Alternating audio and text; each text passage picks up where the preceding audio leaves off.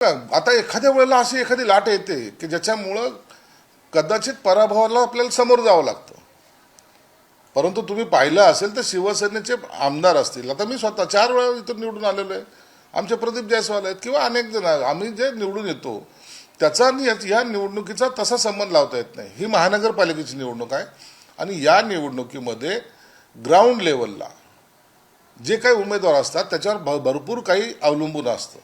म्हणून प्रचारात कमी पडणे किंवा प्रचार न होणे किंवा इतर ज्या काही स्ट्रॅटेजी असतात त्या न अवलंबणे हे सुद्धा पराभवाचे कारण असू शकतात. तुमचा बालेकिल्ला पूर्णतः ढासाळला आहे असं चित्र सध्या तरी आहे. आणि दुसरं, ज्या गुलमंडीत शहराचं नाक म्हणलं जातं, जिथं तुम्ही शिवसेनेचा झेंडा मोठ्या दिमागात लावत होते, तिथे एमआयएमचे 2 उमेदवार विजयी झाले.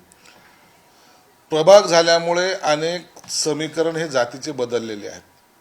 गुलमंडी जरी प्रभाग असला तर त्याला असलेल्या बाकीचे जे काही प्रभाग अटॅच झालेले आहेत त्यामुळे हे जातीचं समीकरण तिथं तुम्हाला निश्चितच पाहायला मिळेल. अनेक ठिकाणी हे समीकरण लागू होतात. कोणताही असा प्रभाग नाही की ज्यामध्ये असे समीकरण नाहीत.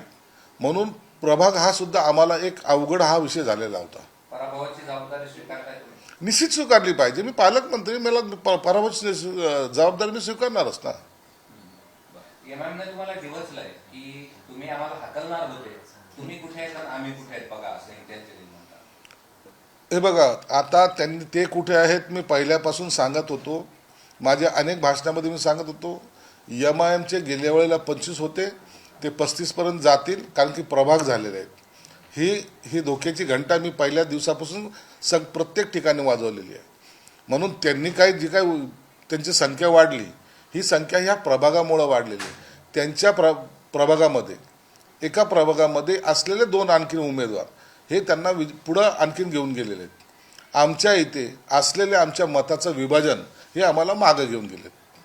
पण आता तुम्ही मुंबईत सत्ता स्थापन करणार, कारण तुम्ही ठाकरे बंधूला पराभूत केलेला आहे आणि तीच चर्चा महाराष्ट्रभर होती की ठाकरे बंधूंचा ब्रँड वलय सगळं नेस्तनाबूत केलं आहे आणि तुम्ही महायुती सत्तेत आलात. मग सत्यात तर पहिल्यापासून चालू होतं ना हे गणित. मुंबई हा वेगळा विषय आहे. दरवेळेला एकच विषय घेऊन मुंबई महाराष्ट्रापासून तोडणार, मराठी माणसाचं काय होणार, आम्ही मराठी माणसाच्या हक्कासाठी लढतो वगैरे वगैरे हा विषय घेऊन दरवेळेला ते काही करायचे ना, ते लोकांनी आता स्वीकारलेलं नाही आहे. आणि त्याचाच परिणाम गेली 25-30 वर्ष तेही तिथे सत्ता करत होते. त्याचा परिणाम हा झालेला आहे की लोकांनी आता आम्हाला ती कॅसेट नको, आता आम्हाला डेव्हलपमेंटवर बोला. आणि म्हणून त्यांनी ही जे काही मतदान केलेलं आहे हे फक्त डेव्हलपमेंटच्या आधारावर केलेलं मुंबईकरांनी मतदान आहे. पुण्यामध्ये तुम्हाला एकच जागा मिळालेली आहे. पुन्हा हा आमचा पहिल्यापासून इतकं काही त्याच्यात आमच्या आउटपुट निघेल असं काही नव्हतं. परंतु निश्चित आमचा प्रयत्न आम्ही चांगला केला. भविष्यामध्ये पाहू. परंतु पुण्यामध्ये इतिहास आहे, पहिल्यापासून आमच्या जागा ह्या कमी राहिलेल्या आहेत. महाराष्ट्रामध्ये भाजप 1 नंबर ठरलेला आहे. आता तुम्ही 2 नंबर म्हणजे राष्ट्रवादी काँग्रेस बरोबर आता तुम्ही आले आहात. आता राजकारणामध्ये दरवेळेला प्रत्येक निवडणुकीला वेगवेगळे नंबर असतात. यावेळेला निश्चितच पाहिलं असेल आम्हाला सुद्धा चांगल्या जागा मिळालेल्या आहे अनेक ठिकाणी. असं नाही की आम्ही फार काही मागे आहोत, असं नाही, भाग नाही आहे. अनेक ठिकाणी चांगल्या जागा मिळालेल्या आहेत. आम्ही संघटना पुन्हा एकदा बांधू आणि चांगलं यशसुद्धा आम्ही संपादन करण्याचा प्रयत्न करू.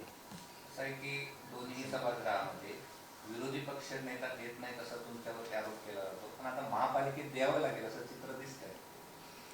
महानगरपालिकेचं वेगळं गणित वेगळं आहे ना.